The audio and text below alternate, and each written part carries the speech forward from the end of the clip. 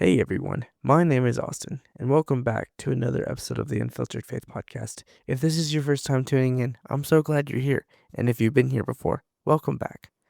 I'm so excited for today's episode because we're sitting down with the author of Love Notes from the Other Side, Susan Cottenham. So Susan, why don't you introduce yourself and tell us why you're here?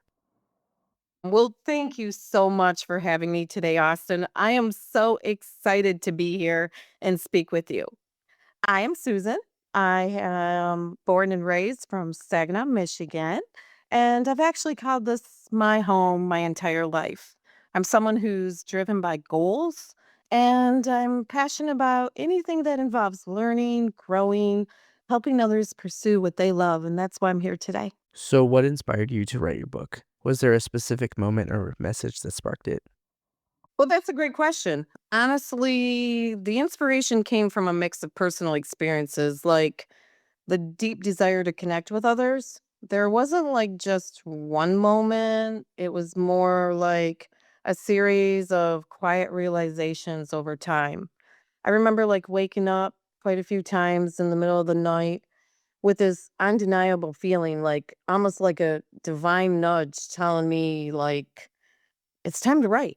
And it wasn't just the feeling, I believe it was a calling.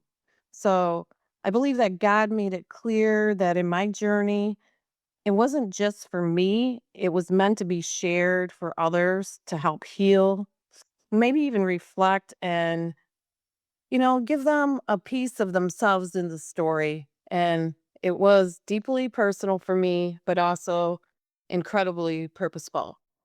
So you mentioned being woken up with a clear message from God. Kind of like Samuel in 1 Samuel 3, when he heard God's voice calling him in the night. You have experienced your own Samuel moment, but unlike Samuel, who was called into prophetic ministry, God was calling you to write.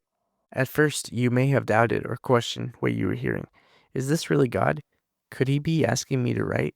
Much like Samuel went to Eli, uncertain of what was happening, you may have looked for confirmation or clarity, but as the call became clearer and more insistent. It was undeniable. God was inviting you to use your words or experiences in your faith to speak life into others. Writing became your form of obedience. Just as Samuel ultimately responded, "Speak, Lord, for your servant is listening." You also responded with a willing heart. Your pen became your altar, a space of surrender, of worship, and of proclamation. This calling to write wasn't just about producing words on a page, it was about stewarding a divine assignment, sharing truth, and ministering to hearts through story and insight. Your Samuel moment marked a turning point, a sacred realization that your voice, shaped by faith, was meant to be echoed by the voice of the one who called you. Can you describe how that felt and what you did next? Well, actually, I can tell you the first few times after, I was woken up, I just sat there for a moment thinking to myself, is this really happening to me? Because it kept happening continuously. And like you said, I kind of maybe was a little bit in denial. And then I thought, maybe I better not ignore this. So actually, I took a leap of faith. And the first step I did was I started Googling and YouTubing, and the words were, how do you write a book? And I'm sure there were a lot of challenges along the way. What was the biggest challenge you faced while writing and publishing your book? I would say the biggest challenge was 95% of the book is true. So it actually happened to me. And the biggest challenge for me would be, do I really want to say all that? And if I do, how do I say it professionally and or to get someone's attention? That was the biggest challenge. What does God's timing mean to you personally, and how have you experienced it firsthand? God's timing to me is, it may not be your timing. You may not have any clue at all. And when it's his timing, you stay obedient and you fulfill the mission. So, your book became an international bestseller with minimal marketing. Why do you think it resonated so powerfully with readers? I would say it resonated so well because it's actually a story about finding love. And it happened right during the pandemic where everybody was not able to communicate with others. And remember, there's many forms of love. So I think it resonated with people about loneliness and hope. And also, I had to split my time with my career at that time, and I knew that I had to keep a strong faith that this was God's desire for me to bring this to life because I literally published the book and said, okay, it's in your hands, Lord. And look what happened. What do you want readers to walk away with after reading your book? I would like the reader to walk away with anything is possible as long as you believe you're going to achieve whatever goal you set in your own mind, spiritually, physically, mentally, and just believe that all things are possible. And reading this book is also going to give them, again, their own voice that it's okay if you experience something like this in life. Feel free to talk about it and share with others because others really want to talk to you about it. What would your younger self think if she could see everything you're creating now? Oh, wow. She would be blown away. My younger self would say, we really did it. With God's guidance, the faith to believe in ourselves all along, but also to help others see that it's okay to express their own journey too. And you don't have to label or be a label as a celebrity, and that your story matters just as much as anyone else's. So it's also my understanding that you're turning this book into a song and you're working with a local artist, Ollie Rogers. And unfortunately, he couldn't be here with us today because he's in the studio working on the finishing touches. But is there a particular story or passage from the book that the song is directly based on?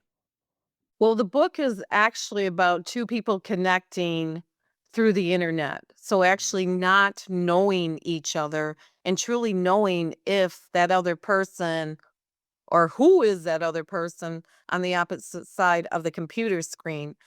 And so, the song is going to be I'm searching for you. Where are you now? And I don't want to give too much away about it, Mm. but I can honestly say that this song is absolutely amazing, and everybody is gonna be jamming to it when it comes out. What was the inspiration to turn this book into a song? I had no clue that I was gonna be a writer in my life, number 1. And number 2, I took the time to learn it correctly, learn from a professional that is awesome and amazing that I did find on YouTube, and she helped me reach that goal of bringing that book to life. Again, a romance with a twist, so it's not your typical romance story without telling the ending of the book. And then I've known the artist who actually is producing the song right now for a little over 10 years, and he actually has an amazing voice, and it just I had a vision, and the vision was, I want him to sing this song for me, and I brought it to his attention, and he was like, "Absolutely," and so far, it's been amazing. Can you tell us more about the lyrics you wrote? What message or emotion were you hoping to capture? I would say the message or the emotion to the lyrics is we all wanna feel some type of love in our life or a connection or communication, and this song is, "Don't give up in finding that." What was it like collaborating with Ali Rogers to bring your words to life through music? It's been amazing. I actually had no clue that this would be just as fun and exciting as writing the book. He's spot on, he's intelligent, he's a very good singer, and I'm just so excited for everybody to hear the song once it's finally ready. I know for a fact that I'm very excited to hear it when it comes out. So you're also working on a second book. Can you tell us some about that as well? I absolutely can. Unfortunately, I'm not gonna share the title yet, but I'm going to give everybody a little sneak peek. Mhm. On my birthday in April, I ended up flying to Italy and enjoying my birthday celebration there. And the book is going to be based on one of the main characters traveling overseas. So we'll kind of leave it there. And hopefully, I'll have the opportunity once it is ready for the general public to read. We'll do another podcast. Absolutely. I would love to have you back whenever that gets published. Just shoot me an email and let me know so I can get you on the schedule. Thank you so much, Susan, for joining me on the Unfiltered Faith Podcast. If something stirred in you today, don't ignore it. Maybe it's time to pick up that pen, dust off that dream, or simply start the conversation that you've been avoiding, whether it's through a book, a song, or a moment of stillness. God is still speaking. If you were encouraged today, share this episode with a friend, leave a review, and don't forget to follow us anywhere you can stream a podcast so you never miss an episode. Until next time, keep seeking those fresh perspectives and keep having those unfiltered conversations with others to better understand the world around us.